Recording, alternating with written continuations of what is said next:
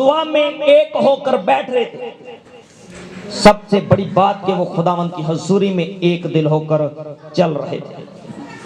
آج کلیسیاؤں میں پاسبانوں کے ساتھ چلنے والے لوگ کلیسیا کی دل آزاری کرتے ہیں۔ آج ٹیم بچوں کی دل آزاری کرتے ہیں۔ آج سازندے ساتھ بیٹھے ہوئے بچے کو دل آزاری کرتے ہیں۔ اسے کہتے ہیں پہی ہارمونیم نو ہاتھ نہ لا، ٹولکی نو ہاتھ نہ لا۔ کیوں؟ وجہ کیا ہے؟ وجہ کیا ہے؟ بامی محبت سے خالی ہیں۔ سازندے ایک دوسرے کو ساز نہیں دیتے۔ ہارمونیم بجانے والا کسی دوسرے بندے کو اپنا ہارمونیم نہیں دے گا، وہ کہے گا بھائی اپنا لے کر آنا تھا، تو پرستار ہے تو کیا ہوا، تو اپنا ہارمونیم لے کر آتا، اپنا ہارمونیم لے کر آنا تھا، اپنا طبلہ ساتھ لے کر آنا تھا، اپنی ڈھولک ساتھ لے کر آنے تھی۔ میں نے ایسے بہت سے لوگ دیکھے ہیں، ان 7 سال کے اندر میں نے بہت ایسے لوگ دیکھے ہیں۔ بڑی بڑی عبادات میں ایسا ہوا، ایک گجرانوالہ سے ایک پرستار بیٹی کو بلایا گیا محمود بوٹی میں، اور وہاں پر اس کے ساتھ ایک سازندہ تھا، تو اس کے پاس ایک ڈھولک تھی، اور اس نے ایک شخص سے ریکویسٹ کی، چرچ کی ٹیم سے ریکویسٹ کی کہ ہمیں کچھ دیر کے لیے ایک گیت کے ساتھ بجانے کے لیے یہ طبلہ دو۔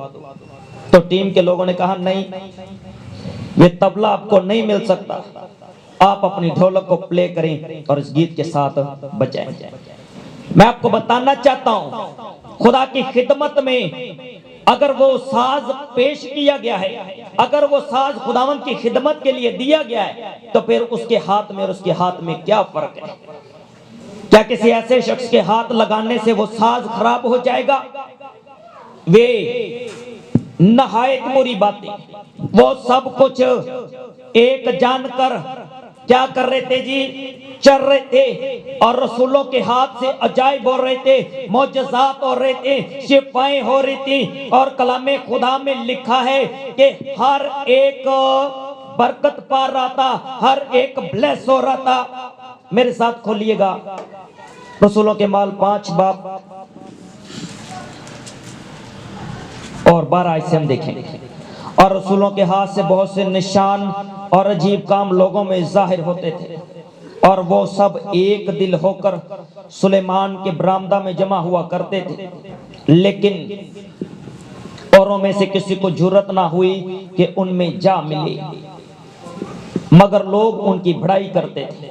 اور ایمان لانے والے مرد و عورت خداوند کی کلیسیا میں اور بھی کثرت سے آ ملے، یہاں تک کہ لوگ بیماروں کو سڑکوں پر لا کر چارپائیوں اور کٹولوں پر لٹا دیتے تھے، تاکہ جب پطرس آئے تو اس کا سایہ ہی ان میں سے کسی پر پڑ جائے۔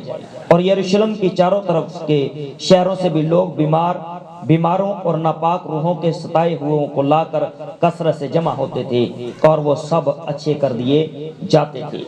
وہ کون اچھا کر رہا تھا؟ اچھا کرنے والا کون تھا؟ خداوند یسوع مسیح سب کو اچھا کر رہا تھا، کیونکہ خداوند یسوع مسیح اسپرچول طور پر ان کے بیچ ہو کر کام کر رہا تھا۔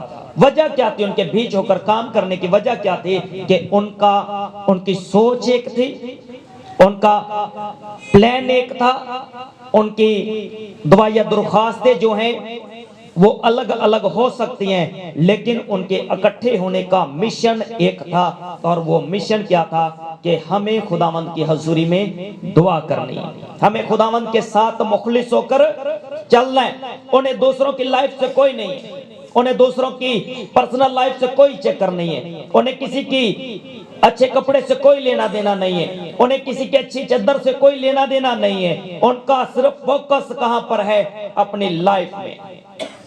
آپ کو بتانا چاہتا ہوں، اگر آپ سازندے ہیں، آپ گویے ہیں، آپ پرستار ہیں، آپ کچھ بھی ہیں، اگر آپ پاسبان ہیں، آپ کلیسیا ہیں، آپ ٹیم کا کوئی فرد ہیں، اگر آپ خداوند میں چل رہے ہیں، اور اگر آپ میں گھمنڈ ہے، آپ میں غرور ہے، اگر آپ لوگوں کو دکھاوے کی خدمت کرتے ہیں، اگر آپ لوگوں کے سامنے ایک بڑا سٹیٹس لینا چاہتے ہیں، تو میں آپ کو بتانا چاہتا ہوں کہ آپ معجزے کو ریسیو نہیں کر پائیں گے، معجزے کو ریسیو کبھی نہیں کر پائیں گے۔ آپ پھر کہیں گے کہ نکلا اس بدن میں سے بدرو نکل جا، لیکن وہ اس بدن کو نہیں چھوڑے گی۔ اس بدن کے اندر رہے گی اور تمہارے سامنے, آپ کے سامنے وہ اپنی آنکھوں کو بڑا کر کے کھڑا ہو جائے گا اور آپ سے پوچھے گا بھی تینوں کنے اختیار دیتا ہے میں نے دے چو. لیکن اگر آپ عاجز ہیں, اگر آپ حلیم ہیں, اگر آپ فروتن ہیں, اگر آپ خداوند کی بات کو سننے والے ہیں, تو میں آپ کو بتانا چاہتا ہوں آپ کے ہاتھ رکھنے سے ہی وہ وباس بدن سے خارج ہو جائے گی. ایک شخص کو اگر 10 لوگ پکڑتے ہیں, اگر اس کے اندر بیڈ سپرٹ ہے, تو آپ کا خالی ہاتھ اس بندے پر بھاری پڑے گا. صرف آپ کو اپنا ہاتھ اس کے سر پر رکھنا ہے. وجہ کیا ہے؟ وجہ یہ ہے کہ آپ خداوند میں اور آپ کے اندر خداوند کا پاک روح ہو کر کام کر رہے ہیں. اگر ایک شخص کے ایمان سے اتنے بڑے معجزے ہو رہے ہیں, اگر کلیسیا باہمی محبت کو ظاہر کرے, اگر کلیسیا باہمی ایمانداری کو دکھائے, تو میں آپ کو بتانا چاہتا ہوں ملک پاکستان کا کوئی کونا ایسا نہیں جہاں سے لوگ آپ کے چرچ میں نہ آئیں. اگر آپ پریکٹیکل کرنا چاہتے ہیں, اگر آپ دیکھنا چاہتے ہیں خداوند کے جلال کو, اگر آپ اپنی اسپرچول لائف کو دیکھنا چاہتے ہیں, اگر آپ اپنے بدن کے اندر خداوند کے مسا کو ڈبل دیکھنا چاہتے ہیں, اگر آپ چاہتے ہیں کہ آپ کے لائف کے اندر خداوند کا پاک روح کام کرے, آپ کے اندر جو مسا ہے وہ آگ بن کر آپ کے آگے چلے, تو میں آپ کو بتانا چاہتا ہوں باہمی ایمانداری اور باہمی پریئر میں لازم چکے. لازم نہیں ہے کہ 10,000 لوگوں کی جماعت ہو تو پھر باہمی ایمانداری یا باہمی محبت ہے. اگر آپ 10 ہیں اور ایمانداروں کی باہمی زندگی ہے, اگر آپ کا ایک پلان ہے, اگر آپ کی ایک سوچ ہے, تو میں آپ کو بتانا چاہتا ہوں آپ علیشا کی طرح معجزات کریں گے, علیشا کی طرح بحالی کو دیکھیں گے. علیشا کے پاس ایک مالدار عورت گئی اور اسے ریکویسٹ کرنے لگی, اسے دعائیہ درخواست رکھی. اس نے کیا دعائیہ درخواست رکھتی ہے؟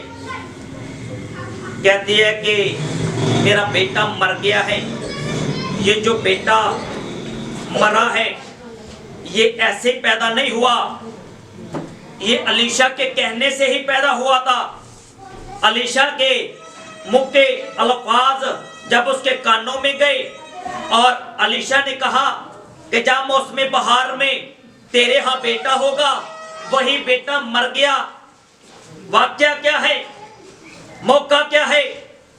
علیشا خدمت گزاری کا کام کرتے ہوئے شونیم کے علاقہ میں گیا ہے اور وہاں پر ایک بڑی مالدار عورت ہے اور اس نے اپنے گھر میں علیشا کو کھانے کے لیے دعوت دی, اور علیشا پھر جب کبھی بھی وہاں پر جاتا اس کے گھر میں کھانے کے لیے چلا جاتا تھا. اس عورت نے کیا کیا؟ اس عورت نے اپنے شوہر سے کہا کہ یہ مرد جو ہے, یہ شخص جو ہے جو ہمارے گھر میں کھانا کھانے آتا ہے, مجھے لگتا ہے یہ مرد خدا ہے, یہ مقدس شخص ہے. کیوں نہ ہم ایسا کریں کہ دیوار پر ہماری جو لینڈ ہے اس کی دیوار پر ہم اس کے لیے ایک گھر بنا دیتے ہیں, ایک کوٹھڑی بنا دیتے ہیں جہاں پر اس کا بیڈ ہو, اس کے لیے اس کی بیسک چیزیں جو اس کی ضرورت کی چیزیں ہیں ہم وہاں پر اسے رکھ دیں گے, تاکہ جب کبھی بھی یہاں پر خدمت کے لیے آئے, منادی کے لیے آئے, تو یہ وہاں پر کیا کرے جی؟ آرام کرے, وہاں پر ریسٹ کرے, وہاں پر کھائے پیے اور سکون کرے اور واپس چلا جائے. اب اس عورت کے لیے, اس عورت نے جو بڑی خدمت کی, ایک خادم کی, ایک کاہن کی, اس نے کیا کیا جی؟ اس نے گھر بنا دیا. کس کے لیے؟ علیشا کے لیے گھر بنایا, اور علیشا کو اس کمرے کے بارے میں بتا دیا گیا.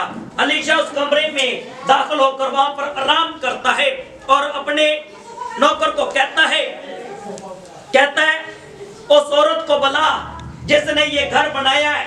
اس عورت کو جب بلایا گیا تو وہ دروازے پر کھڑی تھی, اور علیشا نے اس سے پوچھا کہ تو نے جو ہماری اتنی فکر کی ہے, مرد خدا جان کر بتا ہم تیرے لیے کیا کر سکتے ہیں. علیشا ایک نامور خادم ہے, علیشا ایک نامور نبی تھا اس دور میں.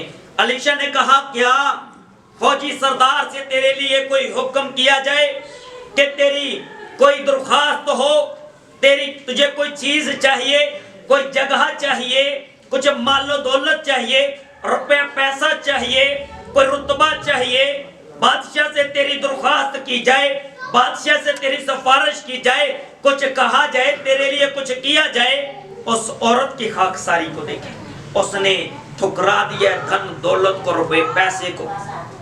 اس نے کہا میں تو اپنے لوگوں میں رہتی ہوں، مجھے ان چیزوں سے کیا واسطہ، مجھے کسی چیز کی ضرورت نہیں ہے۔ علیشہ اپنے نوکر سے کہتا ہے، اپنے شاگرد سے کہہ لو، اپنے شاگرد سے کہتا ہے اس عورت کے لیے کیا کیا جائے۔ واپس میں مشورہ کرنے لگے، صلاح کرنے لگے کہ اس عورت کے ساتھ ہم کیا کریں۔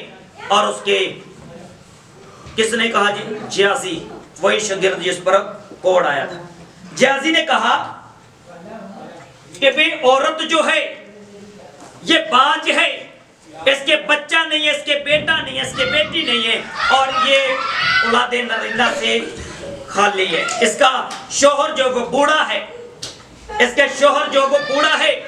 اور مرد خدا نے، علیشہ نے کہا دیکھ موسم بہار میں خداوند تجھے بیٹا دے گا۔ اور اس عورت نے کہا نہیں ہے میرے مالک، ایسا جھوٹ میرے ساتھ نہ کہہ۔ اس نے کہا کہ موسم بہار میں تو اس بات کی گواہی دے گی۔ بہت سے لوگ جب آپ ان کے لیے دعا کرتے ہیں، آپ انہیں کہتے ہیں آپ کو فلاں پرابلم ہے، تو وہ کہتے ہیں نہیں جی سانو کا کوئی پرابلم نہیں ہے۔ لیکن اگر آپ اپنی گواہی پر، اگر آپ اپنی اسپرچول واز پر غور کرتے ہیں، اگر آپ اپنے فیت میں مضبوط ہیں، اگر آپ اپنے بلیف میں مضبوط ہیں، تو آپ اس کی زبان سے اس گواہی کو سنیں گے اور وہ اقرار کرے گی ایک دن کہ ہاں میری لائف میں یہ تھا، یہ ہے اور یہ ہو رہا تھا۔ اس عورت نے کہا نہیں اے میرے مالک، میرے ساتھ جھوٹ نہ بول، بلکہ کیا کر، بلکہ تو میرے لیے دعائے خیر کر۔ اس نے کہا کہ جا موسم بہار میں تو گواہی دے گی، اور موسم بہار میں اس کے ہاتھ